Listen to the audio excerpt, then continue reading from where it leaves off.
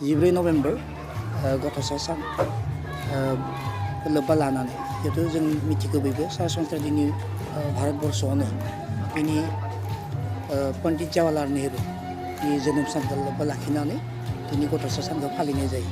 थारैनो बेबायदिनो बोसोरफ्रोमबो जोङो बे 14 नभेम्बरखौ चिल्ड्रेन डे हिसाबै जोङो सेलिब्रेसन खालामो, अबजार्भ खालामो। दिनै थिग बिदिनो जोङो फुंनिफ्राय आर'ज मेथाइ जागायनाय लोगोसे जोङो माखासे माने आर'ज मेथाइ बादायनाय बा प्रेयार सं कम्पिटिसन, थिग बिदिनो स्पिच कम्पिटिसन, बेनिफ्राय गेजेर गेजेर मोसानाय बेयाव जों लाफादो।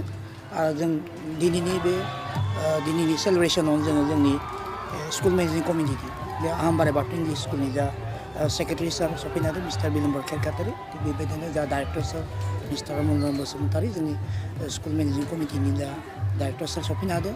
थारैनो आङो दिनैनि बे सानखौ लोब्बा लानानै जे जोङो पन्डित जवाहरलाल नेहरूआ जेरै जिबायदिहाय थांखि लानानै जे जोंनि गथ'फोरखौ जे मोनसे समाज दानोबा जोंनि गथ'फोरखौ जौगाखांहोनाय बा सोलोंथाइ होनाय अननांगोन, अननायनि गेजेरजों फोरोंलांनांगोन, बेफोरखौ फोरोंलांदोंमोन। थिग बेबायदिनो जोंबो जुदिও जों पन्डित जवाहरलाल नेहरू बायदि जानो हाया, अब्लाबो जों मोननैसो जुदि बेनि आखुखौ लानानै जों मावलाङोबा सरासनस्रा जोंनि उथिफुनाय जोंनि गथ'फोरा इयुनाव जों समाजनि साफा साफा मानसि जागोन।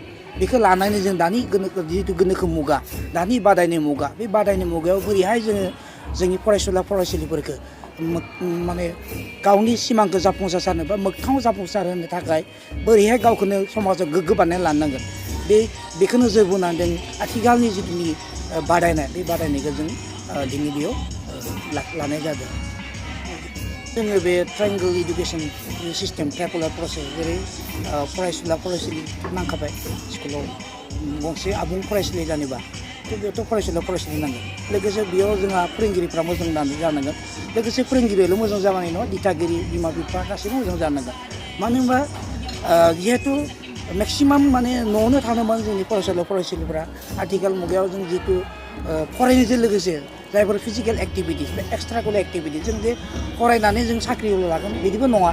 जों समाजनि साफा साफा गेलेगिरिबो जानो हायो, साफा साफा जों डक्टर इन्जिनियारबो जानो हायो, जोङो मोजां बिजनेसमेन बा जोङो आबादबो जों मावनानै जोङो मोजां साइन्टिफिकेलि जों आबादखौबो जों मावनानै गावनि आथिङाव गसंनो हानायनि मोनसे जोङो गियानखौ होनांगोन। थारैनो दा नुदों आथिखाल मुगायाव नोङो बेसादफोरनि जिबायदि दाम, माइ माइरंनि बेसेबां दाम, बिदिनो मैगं थाइगंनि बेसेबां दाम, नों बेबायदिनो मोनोबाबो जों जिथु रासायनिक केमिकेल बेसादफोरखौ जों बांसिन मोननो मोनदों। थ' गतिके जों दानि जिहेतु जोङो बयबो समाजाव थांना थानोबा जों खस्थ' खालामखानांगोन आरो जोङो गावखौनो साक्सेस बा जाफुंसार होनो थाखाय जोङो मा बिथिङाव थांगासिनो, जों मा मावबा मा जागोन। दा हमना ला आङो बे फरायसालि आहमबारि बाथौ फरायसालियाव गोरायो, दा बे गोरायो हिसाबै आं दा जोंनि फरायसुला फरायसुलिखौ बोरै लांफानानै बा आं गाव बोरै खारफानानै बा आंनि फोरोंगिरिफोरखौ बोरै लांफानानै बा आं SMC कमिटिनिफ्राय बोरै आं परामर्स लानानै बोरैहाय मोजां सालायनो हागोन, बा इयुनाव आं फरायसालिनिफ्राय बोरैहाय साफा मोजां मानसि दिहुननो हागोन, बेखौ जों स्टाडि खालामबाय दे। थारैनो जोङो स्टाडि खालामो हयथ' जोङो 100% साक्सेस जानो हायाखै, जोङो थारैनो 10-20% गेजेरजोंबाबो जों मोजां फरायसुला फरायसुलि बेनिफ्राय मोगथां महराव जोंबा बे एम एन्ड एम्बिसनखौ फुलफिल खालामनो जों दिहुननो हादों होननानै सानो आरोखि गावनो।